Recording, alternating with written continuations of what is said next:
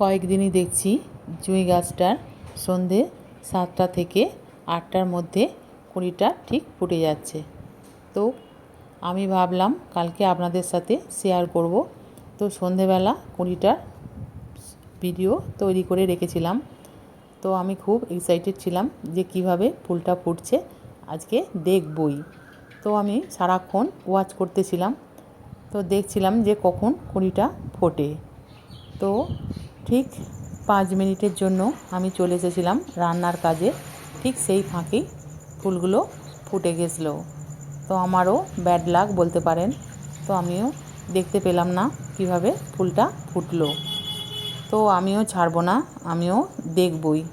তো যখন সন্ধেবেলা ফুটছে তখন আমিও দেখব যে কীভাবে ফুলটা ফুটছে, আবার আপনাদের কাছে বা আপনার সাথে আমি শেয়ার করব। দেখুন কত বড় বড় আমার জুঁই ফুলগুলো হয়েছে।